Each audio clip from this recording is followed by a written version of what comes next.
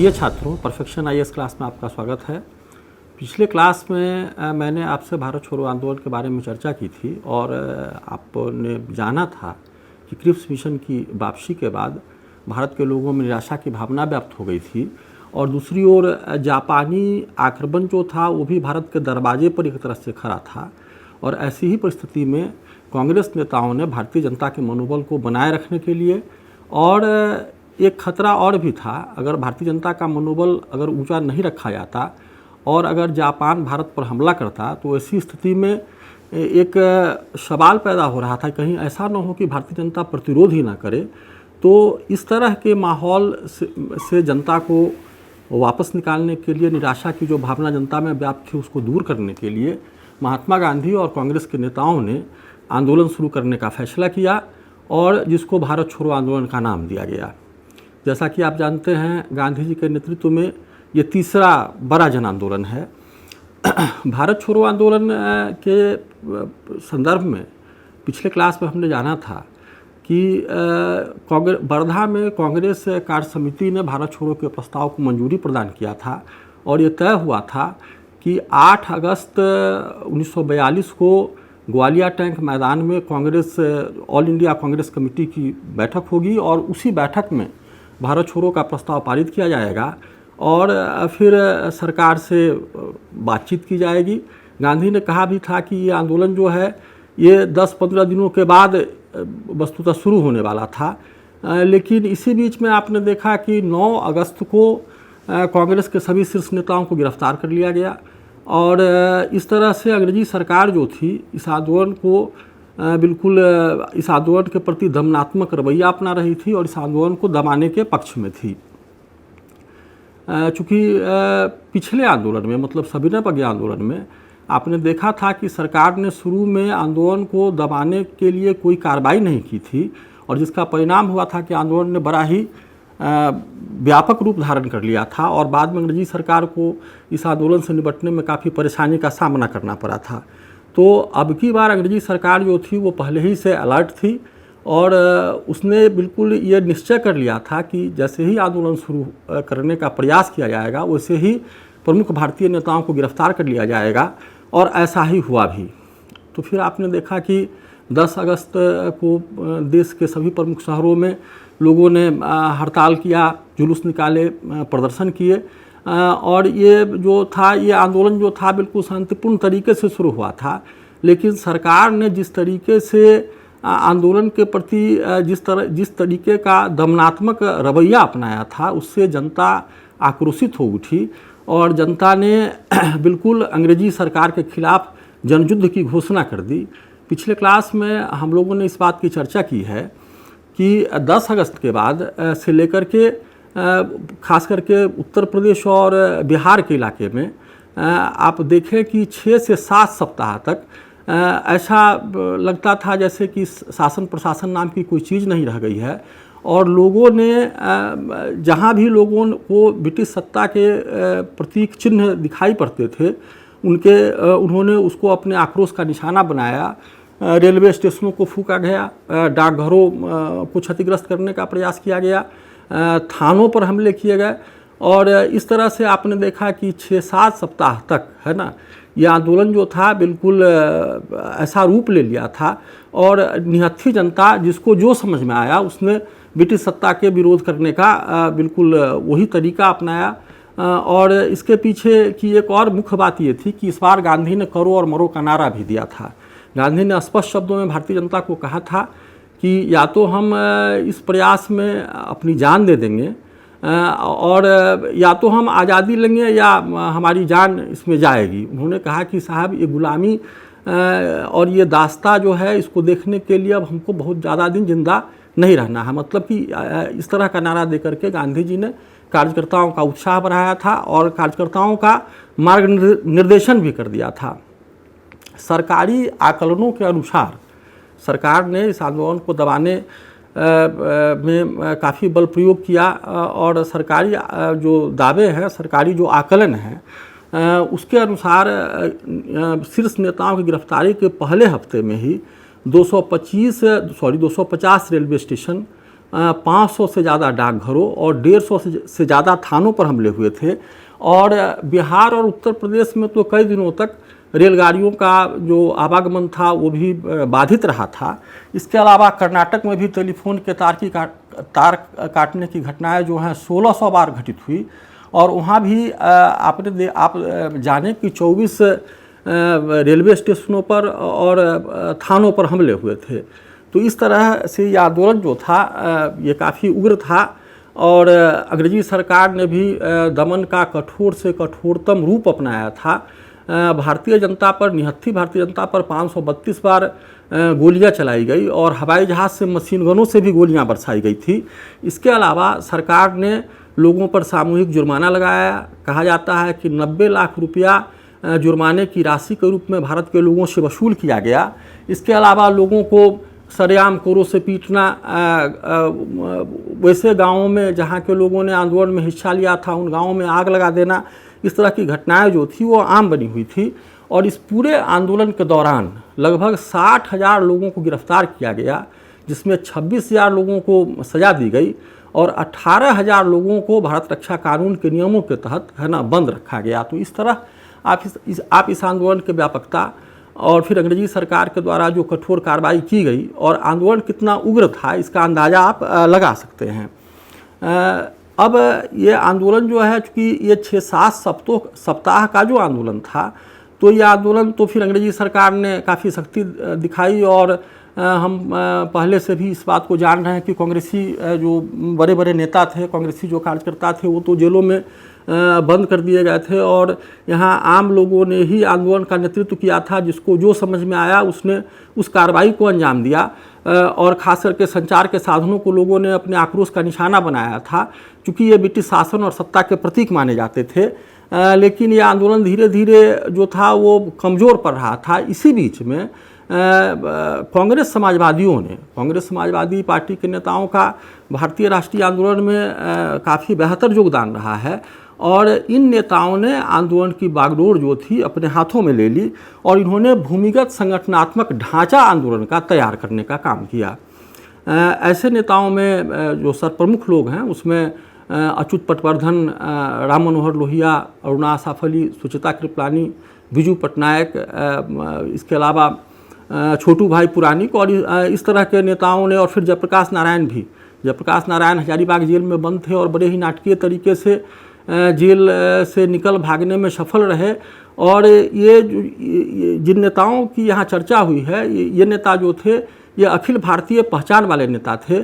और इन्हीं नेताओं ने अपने हाथों में 1942 के भारत छोड़ो आंदोलन की बागडोर अपने हाथों में ली और इन लोगों ने पूरे भारत में आंदोलन का भूमिगत संगठनात्मक ढांचा खड़ा किया। और इन नेताओं के नेतृत्व में पूरे भारत में फैले हुए जो कांग्रेस के जो संगठन सब थे, जो इस तरह के भूमिगत आंदोलनों और फिर कार्यक्रमों को अंजाम दिया करते थे, तो ये पूरे देश में फैले हुए थे।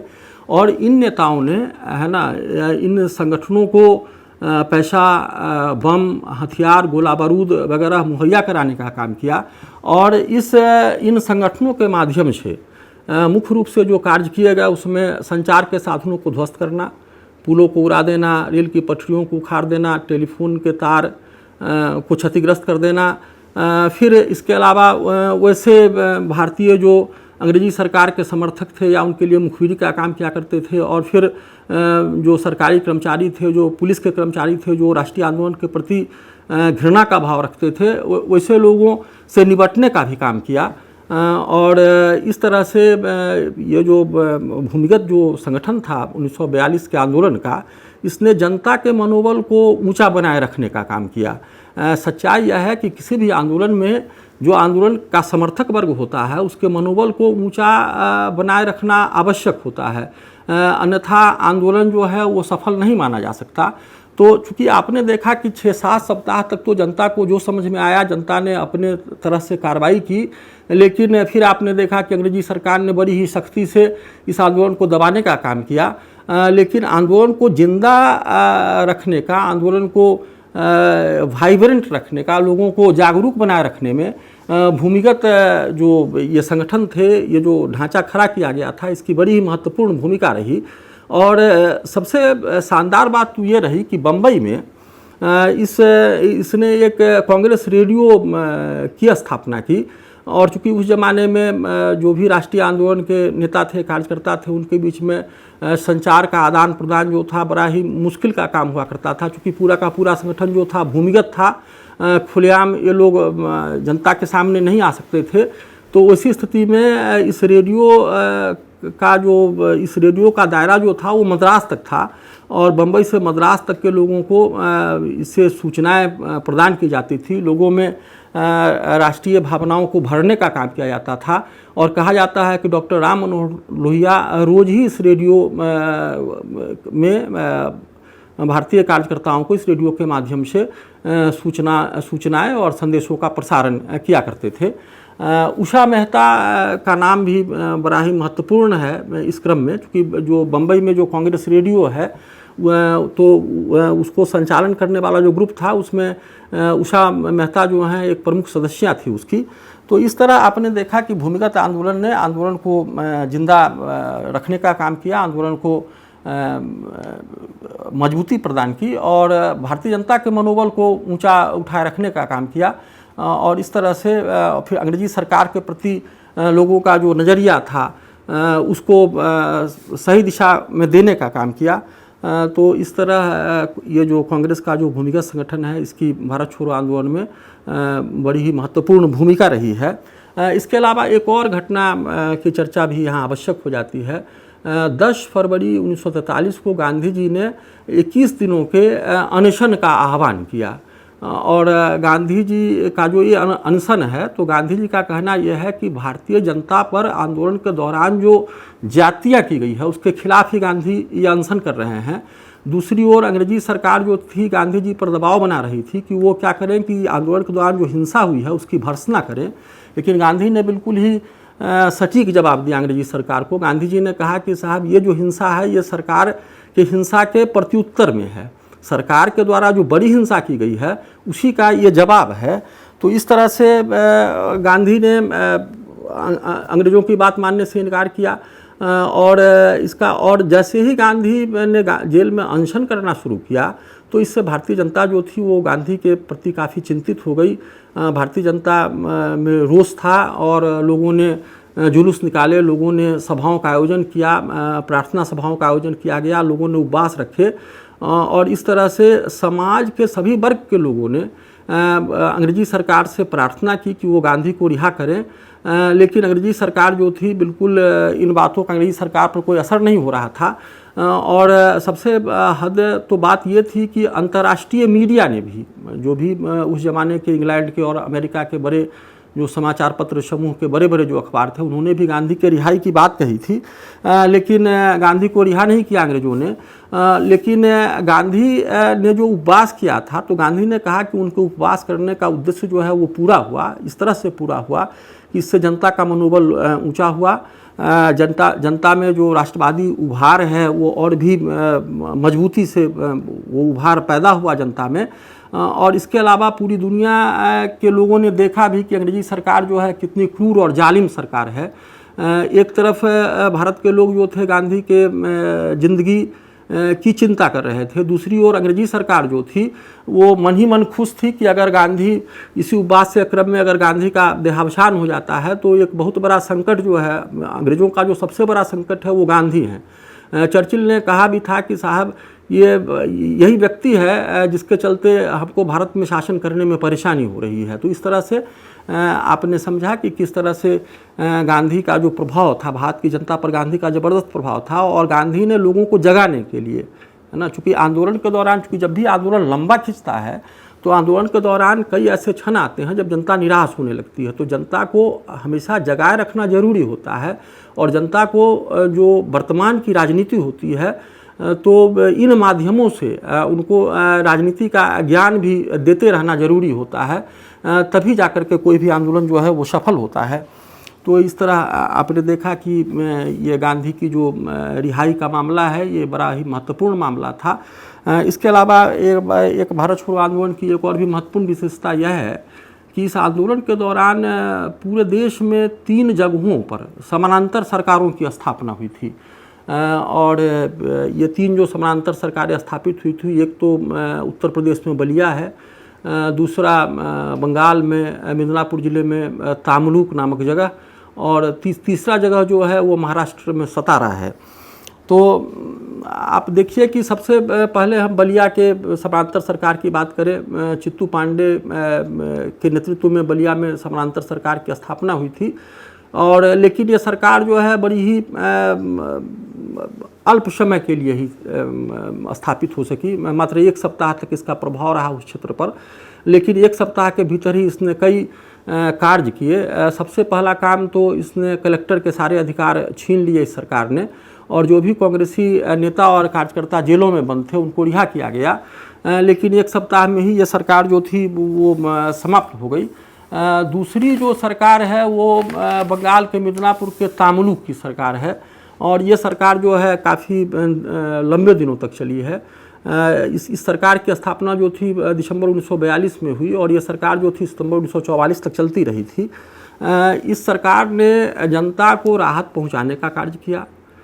दूसरी बात है कि जो भी स्कूल थे उनको अनुदान दिया गया, एक सशस्त्र विद्युत वाहिनी की स्थापना की गई, इसके अलावा जन अदालतों का गठन किया गया, और धनी लोगों का अतिरिक्त धन जो था वो गरीबों में बांटने का काम किया गया। तो इस तरह से इस सरकार ने भी शायद राष्ट्रवादियों का जो सपना था कि आज़ादी के बाद जो हमारी सरकार होगी, जो हमारी जनता की सरकार होगी, वो किस तरह से कार्य करेगी, तो उसकी एक झलक दिखलाने का प्रयास किया गया था।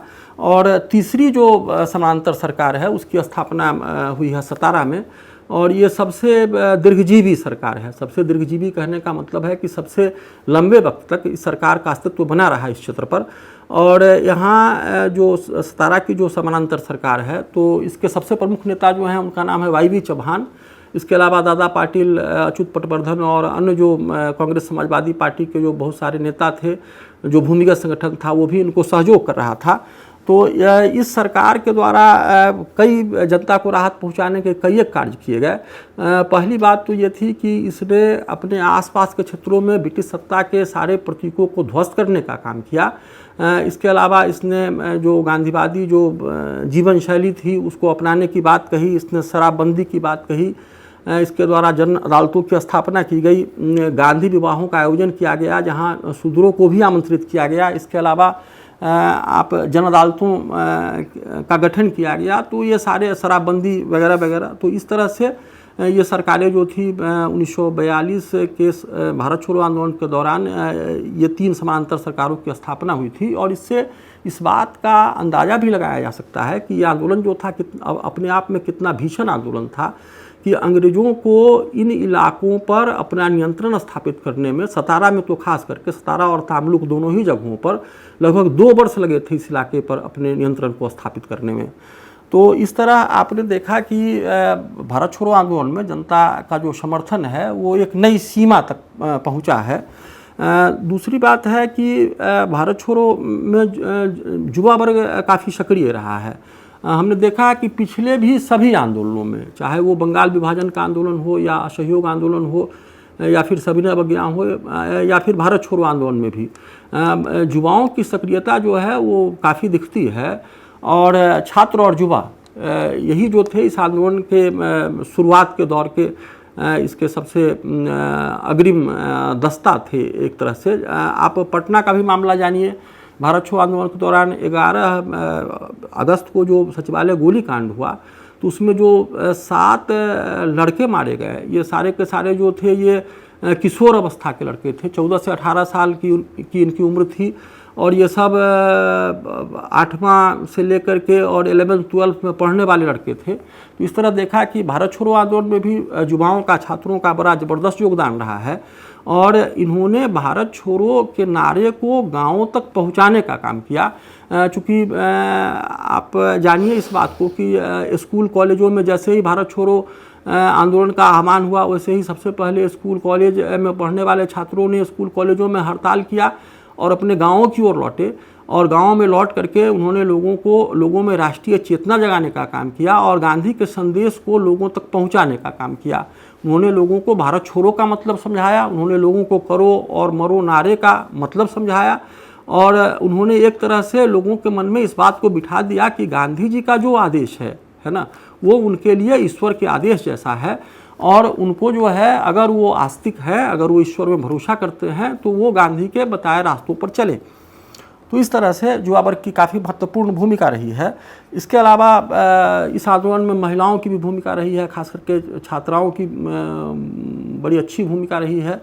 अरुणा आसाफ अली, सुचिता कृपलानी जैसी जो लड़कियां थी या जो युवतियां थी, इनका कांग्रेस का जो भूमिगत संगठन था उसमें काफ़ी ज़बरदस्त योगदान रहा है। इसके अलावा हमने उषा मेहता के योगदान को भी देखा कि किस तरह से बम्बई में जो कांग्रेस रेडियो था जिसके द्वारा कार्यकर्ताओं के बीच संचार और राष्ट्रीय भावनाओं का आदान प्रदान होता था, तो हाँ, उषा मेहता की काफ़ी महत्वपूर्ण भूमिका रही है।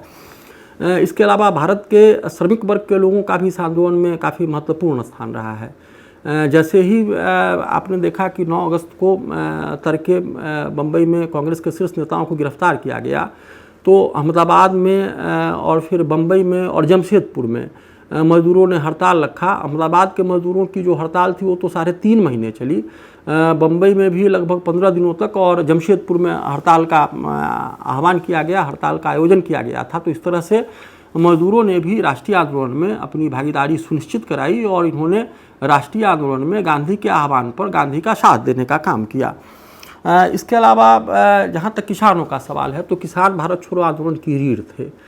किसान चाहे धनी हो या गरीब हो, सभी वर्ग के किसान जो थे भारत छोड़ो आंदोलन में सक्रिय रूप से भागीदार बने थे, और किसानों के कारण ही ये आंदोलन जो था खास क्षेत्रों में काफ़ी ज़्यादा सफल देखा गया था। आपने देखा कि बिहार में, उत्तर प्रदेश में, महाराष्ट्र में और फिर गुजरात के इलाके में अगर ये आंदोलन काफ़ी सफल रहा है तो इसमें किसानों की बड़ी ही अहम भूमिका रही है। इसके अलावा छोटे स्तर के ज़मींदारों ने भी इस आंदोलन में कांग्रेस का साथ दिया, और उन्होंने न सिर्फ साथ दिया बल्कि आंदोलन के वो हिस्सा बने।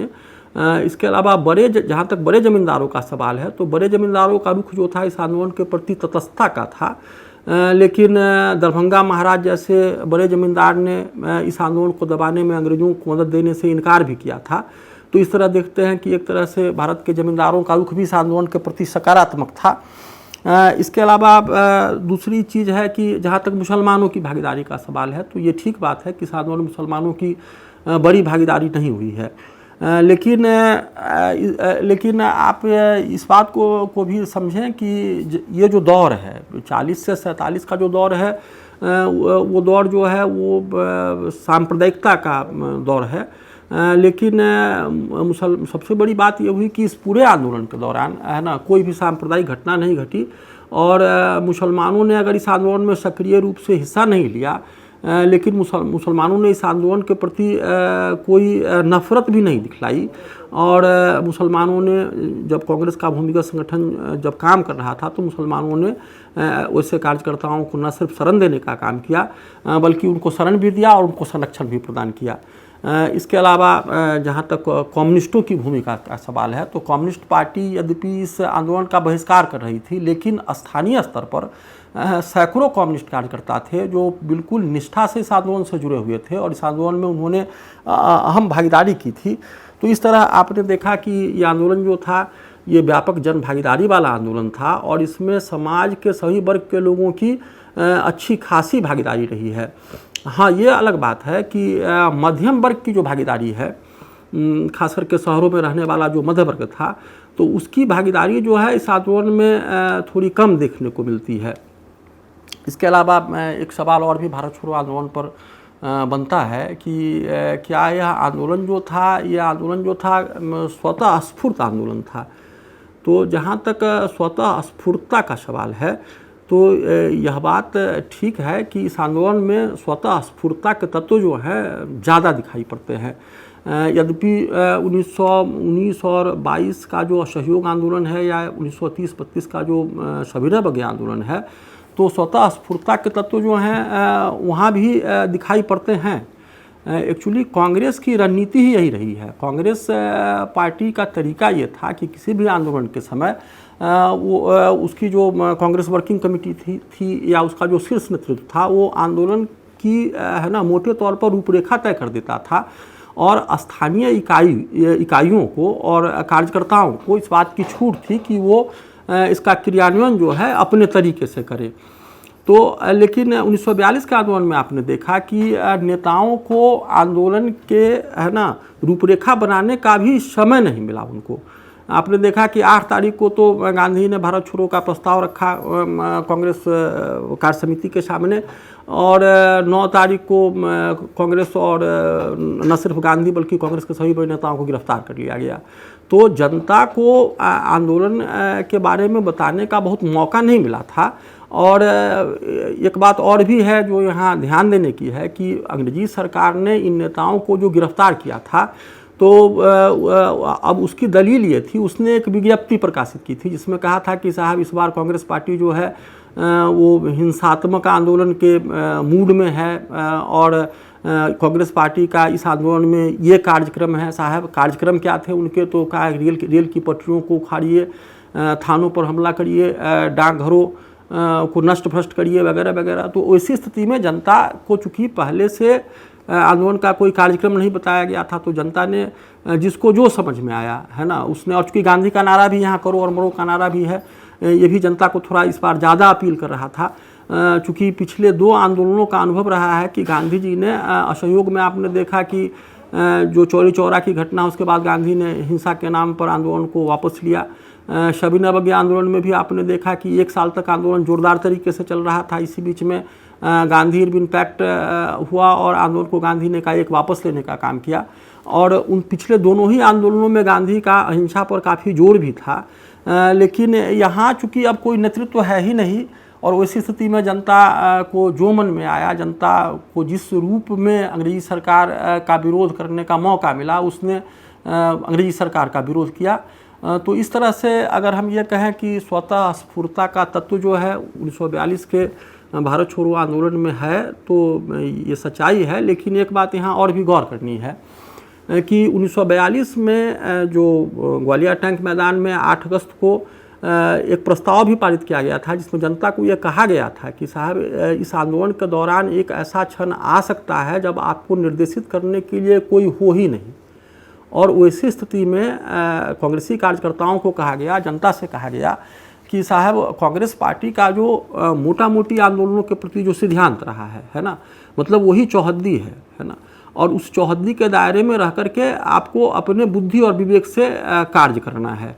तो इस तरह से कांग्रेसी कार्यकर्ताओं को इस आंदोलन में उनके द्वारा जो भी तरीके अपनाए गए उसके लिए पहले ही से कांग्रेस पार्टी जो थी वो लगभग तैयार थी और उसने इस तरह का प्रस्ताव पारित कर रखा था कि जनता जो है अपनी समझदारी से इस आंदोलन में कार्यक्रमों को तय करे और उन कार्यक्रमों को सही तरीके से अंजाम तक पहुंचाए।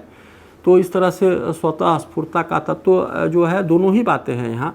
पहली बात तो यह है कि किसी भी आंदोलन की सफलता या विफलता में तत्काल जो संगठनात्मक कार्य हुए है ना उसको उस आंदोलन की सफलता विफलता का पैमाना नहीं माना जा सकता है। स्वतः स्फूर्ता की जो बात कही जा रही है तो यहाँ कहने का मतलब यह है कि 1937 से ही कांग्रेस पार्टी जो थी संगठन का काम जो बड़े पैमाने पर कर रही थी और जनता को जागरूक करने का काम किया जा रहा था। एक तरफ कांग्रेस के नेता इस बात को स्वीकार करते थे कि वो नाजीवादी और फांसीवादी ताकतों के समर्थक नहीं हो सकते हैं, लेकिन दूसरी ओर उनका यह भी कहना था कि अंग्रेजी सरकार को तत्काल भारत के जो युद्ध परिषद है उसमें भारतीयों को शामिल कराया जाना चाहिए और भारत को आज़ादी का कम से कम वचन तो मिलना ही चाहिए, लेकिन ऐसा नहीं हो सका था। तो इस तरह आपने देखा कि 1942 के आंदोलन में उन्हीं जगहों पर आंदोलन जो है वो काफ़ी मजबूत रहा है जहां गांधीवादी कार्यक्रमों को काफ़ी बेहतर तरीके से अपनाया गया था और जहां कांग्रेस का संगठन जो था वो काफ़ी मजबूत था। तो इस तरह से स्वतः स्फूर्ता का तत्व भी है।